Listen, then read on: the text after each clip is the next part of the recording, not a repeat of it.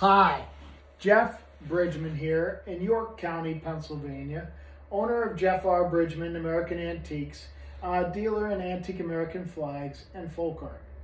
So before I was a dealer in American flags specifically, I sold other types of early American textiles, quilts, hooked rugs, samplers, show towels, horse blankets, etc. If it was 19th century and American and a textile, I probably liked it.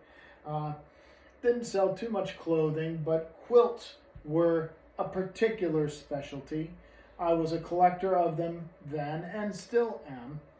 And today, while I don't buy so many, I do buy those that bridge the gap between my specialty of antique flags and quilts. This certainly falls into the sort of quilt that bridges that gap between the two, or brings them together, if you will, probably a better word for it. And you'll see in the middle that this great eagle has a wonderful pre-Civil War, sort of a turkey head form, as we call it, that you expect to see in eagles of that period and earlier. So around it there are 16 stars, and sometimes that count doesn't mean anything in an early quilt or an early patriotic object of any sort.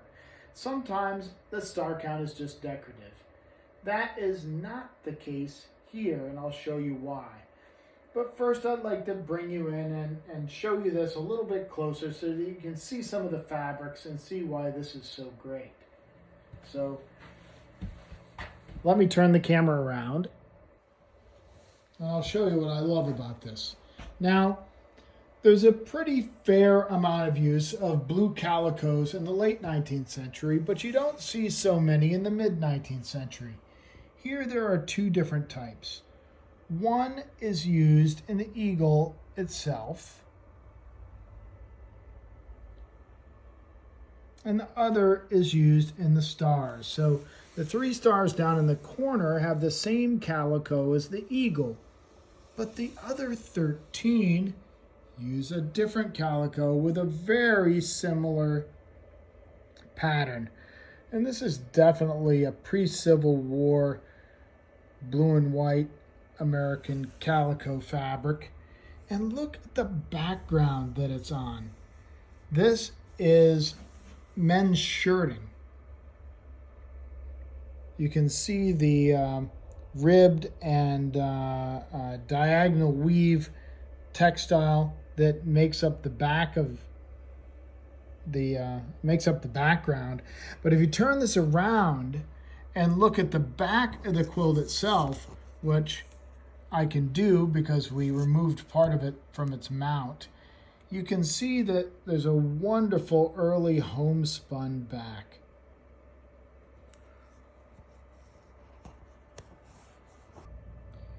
The quilt is entirely hand sewn, as it should be in this period. Sewing machines existed in the 1840s and 50s, but you don't see them used very much, particularly in something like this. Now, one of the things to take a look at is the clutch of arrows down in this talon. These were embroidered using the same golden brown thread that was used to applique both the eagle and the stars. Down here in the other talon is an olive branch, and this is embroidered in two different colors of silk floss, gold and a light blue. Now, sometimes the position is meaningful when the eagle is facing one or the other. It can be showing a sign of peace or showing a time of war. But look here, even though facing the arrows, there's another olive branch in the beak of the eagle. So maybe it's looking for peace, even though it's a time of war. Well, that would be congruent with the 50th anniversary of the 16th state. So Tennessee joined the Union in 1796 as the 16th state, and So 50 years of Tennessee could explain the 16-star count.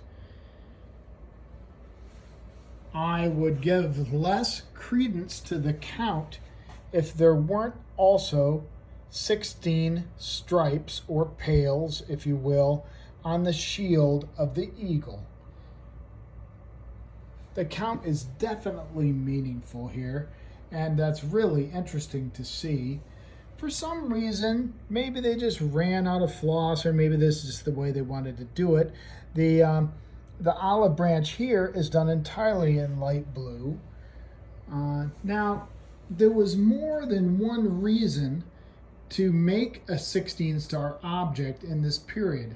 So one would be pro-Tennessee, another would be actually kind of anti-Tennessee, if you will, because Tennessee was a slave state at the time, and there are some 16-star things, namely flags, made during that period to reflect the number of Union states, less the southern states. I'm going to put the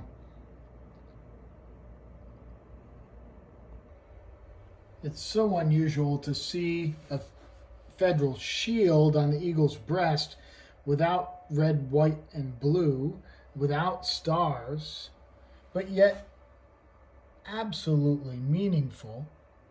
These stitches were done in what at first looked like a machine chain stitch.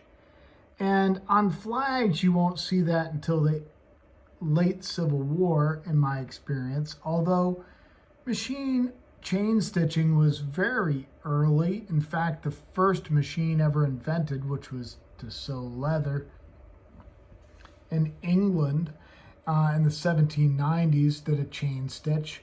By the 1850s, there were two American companies manufacturing chain stitch machines in quantity and others playing around with them.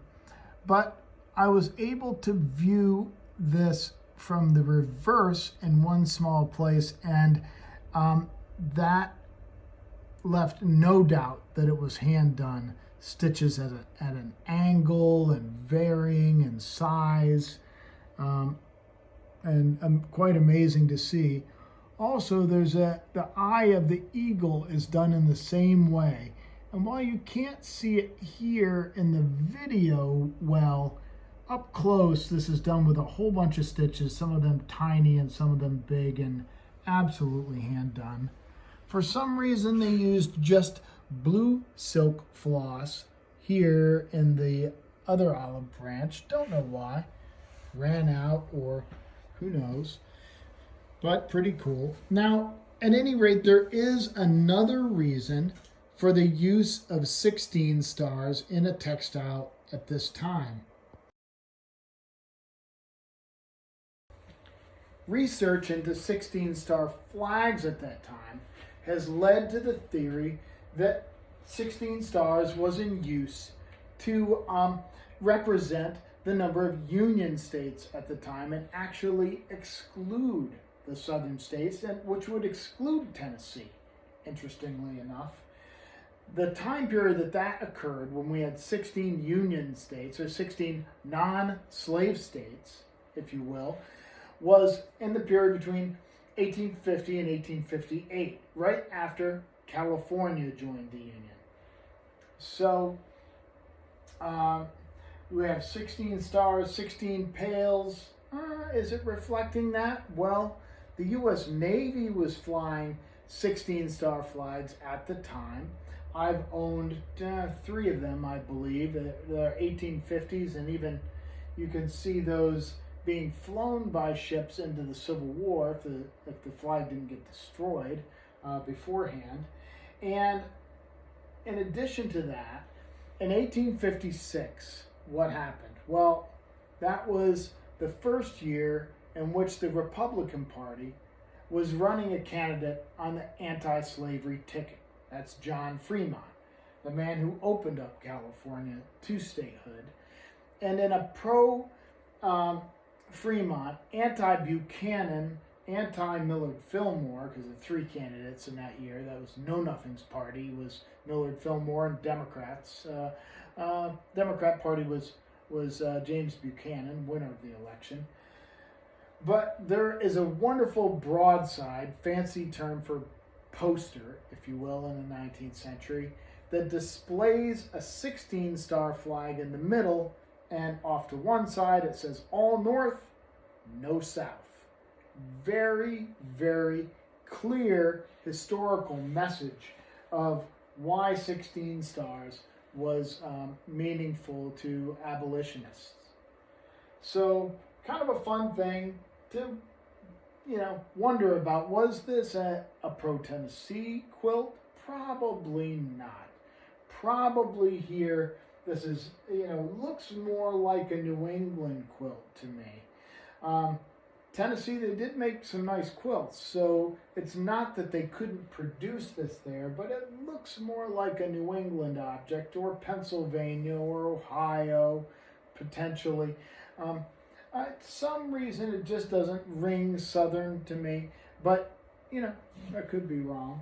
Either way, it's an awfully interesting thing. I would say 1840s at the earliest, 1850s at the latest. And look at what's really great is the format of these 8-pointed stars. If this was done in the latter 19th century, you'd be much more likely to see something like a Lemoyne star that was 8-pointed, but not in a sort of a snowflake, or I don't almost want to use the term, but this looks like a Japanese throwing star or something of that nature. But just a beautiful design that you see here. And that, and accompanying this beautiful eagle, this makes for one of the best little patriotic quilts that I've ever owned, for sure, in a crib quilt size, and worthy of any museum or any top collection. So thanks for joining me today to learn about this, and I hope you enjoyed it.